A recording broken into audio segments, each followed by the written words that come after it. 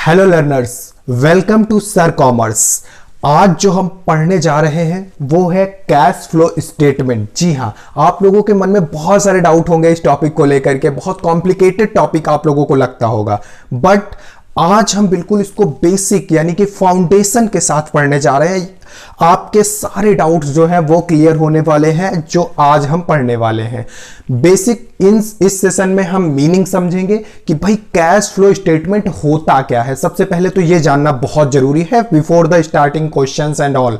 ठीक है, तो आज हम लोग ये जानने की बात करेंगे कि कैश फ्लो स्टेटमेंट होता क्या। तो आप सभी लोगों को तीन वर्ड्स बहुत इंपॉर्टेंट दिख रहे होंगे इसमें, पहला कैश, दूसरा फ्लो और तीसरा स्टेटमेंट। हम इन तीनों के अलग अलग मीनिंग समझेंगे पहले, फिर उसके बाद हम लोग फर्दर प्रोसीड करेंगे। तो सबसे पहले जान लेते हैं कि कैश क्या है। ठीक है, तो कैश में सिर्फ कैश नहीं इंक्लूड करते हैं। कैश में जैसे आप सभी लोगों को पता है कैश का मतलब सर पैसा होता है, सिंपल सी बात है। हाँ बिल्कुल सही बात, बट हम जब कैश फ्लो स्टेटमेंट बना रहे होते हैं तो वहां पर सिर्फ कैश इंक्लूड नहीं करते, वहां पर हम इंक्लूड करते हैं कैश और कैश इक्विवेलेंट्स।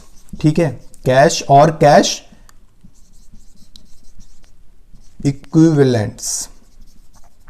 सर अब ये क्या होता है, कैश इक्विवेलेंट्स क्या होता है? हाँ बिल्कुल सही क्वेश्चन आपके मन में अराइज हो रहा है। तो कैश का मतलब तो आप समझ गए। जी सर बिल्कुल समझ गए। कैश इक्विवेलेंट्स का मतलब वो होता है कि भाई जो कैश की जगह पे हम यूज कर सकें। ठीक है, फॉर एग्जाम्पल आपके पास बैंक में डिपॉजिट्स है। ठीक है, आपके पास क्या है, बैंक में पैसा आपके डिपॉजिट्स है, तो वहां आप उस अमाउंट को एज अ कैश ट्रीट कर सकते हो, कैश के तौर पे यूज कर सकते हो। एक एग्जांपल और समझो, आप सभी लोगों के पास पेटीएम है, बोलो बोलो बोलो। जी सर, आप ऑनलाइन यूज करते हो तो आपके अकाउंट में पैसा डिपॉजिट है, बट अगर आपको एज अ कैश यूज करना है, यानी आप कभी कभी ऐसा होता है कि आपके पास पैसे नहीं, आप मोमो खा रहे हो, तो क्या करोगे भाई, वॉलेट से आप पेमेंट कर देते हो। तो ठीक उसी तरीके से यानी जब हमारे पास कैश नहीं है तो हम क्या कर रहे हैं, बैंक से पैसा पे आउट कर दे रहे हैं, यानी कैश के तौर पे उसको यूज कर सकते हैं। ठीक है, इसमें एक और चीज यूज की जाती है जिसको हम बेसिकली मार्केटेबल सिक्योरिटीज के नाम से जानते हैं। ठीक है, मार्केटेबल सिक्योरिटीज जो होती हैं उनको भी इंक्लूड किया जाता है कैश इक्विवेलेंट के तौर पे, जो बहुत शॉर्ट टर्म्स के लिए होती हैं। ठीक है, तो उनको हम क्या करते हैं, इजिली सेल आउट या परचेज कर सकते हैं, तो वो भी कैश इक्विवेलेंट के तौर पे यूज की जाती है। ठीक है, तो कैश में हम सिर्फ कैश नहीं, क्या बच्चों, वो बोलो बोलो बोलो, सब लोग साथ में बोलोगे अब। हाँ, वो लास्ट बेंच वाले भी बच्चे बोलेंगे, कैश और कैश इक्विवेलेंट दोनों को क्या करते हैं, इंक्लूड करके कैश को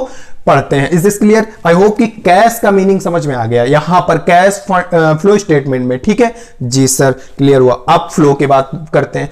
तो फ्लो में आप सभी लोगों को पता है कि भाई अगर आप लोग पानी पीते हो, फॉर एग्जांपल एक ग्लास में आप पानी पी रहे हो, तो वो फ्लो हो रहा है क्या वाटर? नहीं हो रहा सर, वो स्टेबल वाटर है। अगर आप नल से पानी ले रहे हो ग्लास में, तो वहां पर पानी नीचे आ रहा है, यानी आपके ग्लास में आ रहा है, तो वहां पर पानी क्या हो रहा है, फ्लो हो रहा है।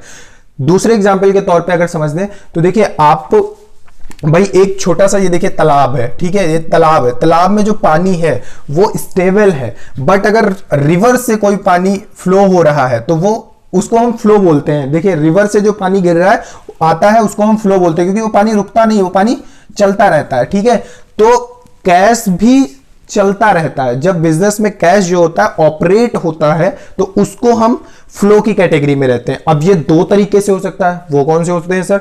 दो तरीके हमारे होते हैं भाई, या तो पैसा आपके पास आया होगा, जी बहुत सही बात है भाई, या तो पैसा आया होगा, जब आया होगा तो इनफ्लो, यस, और जब गया होगा तो आउटफ्लो। बहुत बढ़िया, शानदार, सब लोगों ने बहुत सही आंसर किया है।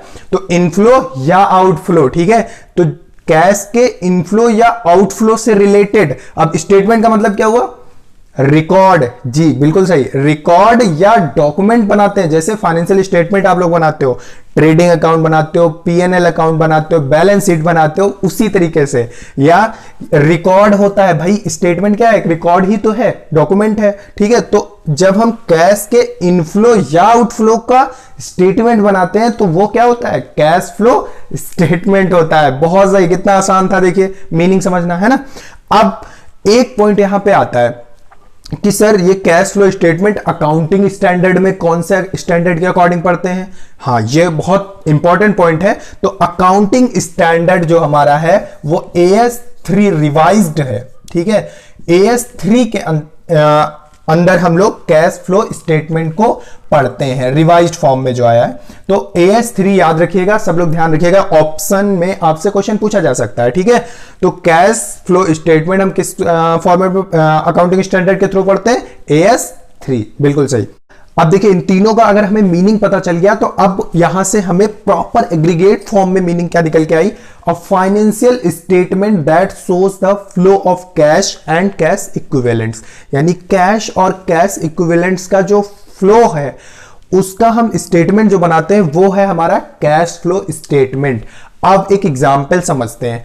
आपको जो क्वेश्चन सॉल्व करने को दिया जाएगा उसमें जैसे कि एक 2020 की बैलेंस शीट दे दी गई और एक आपको बैलेंस शीट दे दी गई 2021 की, ठीक है। और उसमें आपको बताया गया कि भाई 20 में कैश एंड कैश इक्विवेलेंट जो था वो 50,000 रुपीज का था। कितना था बच्चों? 50,000 रुपीज। और 21 में वही पैसा 80,000 रुपीज हो गया। अब आपको मजेदार बात एक बताएं कि ना तो जो